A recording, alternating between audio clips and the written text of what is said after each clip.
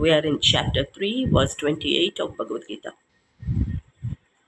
Tattvavittu mahabaho तत्त्ववित्तु महाबाहो गुणकर्म विभागयोः गुणकर्मविभागयोः गुणागुणेषु वर्तन्त गुणागुणेषु वर्तन्त इति मत्वा न सज्जते. इति मत्वा न सज्जते. Let us repeat. तत्त्ववित्तु महाबाहो तत्त्ववित्तु महाबाहो गुणकर्म विभागयोः गुणकर्मविभागयोः गुणागुणेषु वर्तन्त गुणागुणेषु वर्तन्त इति मत्वा न सज्जते. इति मत्वा न सज्जते. Hare Krishna, I am Sunita Sunil with you in 2-minute Mahabharata stories. Today let us see what is this I. In chapter 3 verse 28 of Bhagavad Gita. Shri Krishna explains, O mighty armed Arjuna, illumined persons distinguish the soul as distinct from gunas and karmas. They perceive that gunas as shapes of senses, mind, etc. The illumined thinks it the objects as perception and don't get entangled. Let us see the meaning. In the previous verse, we saw ahankara vimudatma, that is, those who are bewildered by the ego and misidentify themselves with the body think as doers. This verse talks about Tattvavit, or the knowers of the truth. The moral is, when abolished with ego, they are free from bodily identifications. They are able to distinguish their identity from the corporeal body. God realized soul tells, Jo karai, so Hari karai. Hota Kabir Kabir.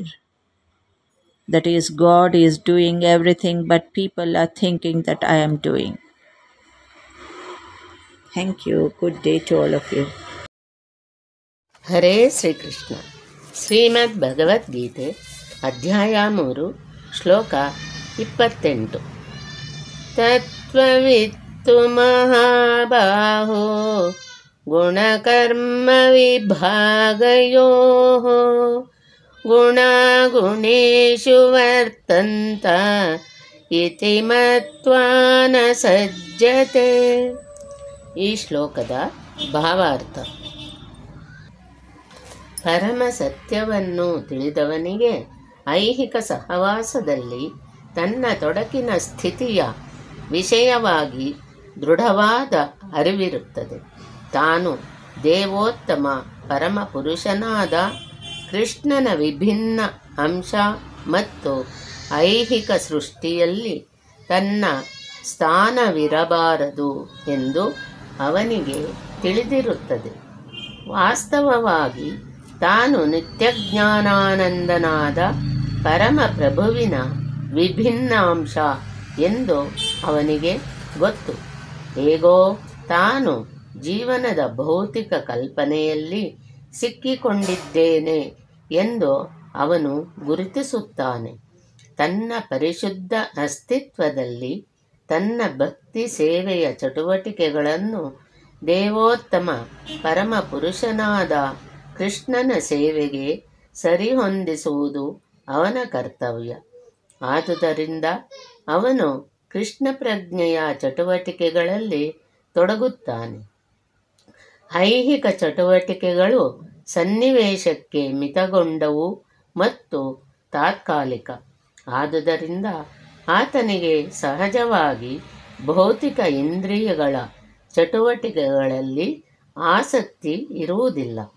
ತನ್ನ ಬದುಕಿನ ಐಹಿಕ ಸ್ಥಿತಿಯು ಭಗವಂತನ ಪರಮ ನಿಯಂತ್ರಣದಲ್ಲಿದೆ ಎಂದು ಅವನಿಗೆ ಗೊತ್ತು.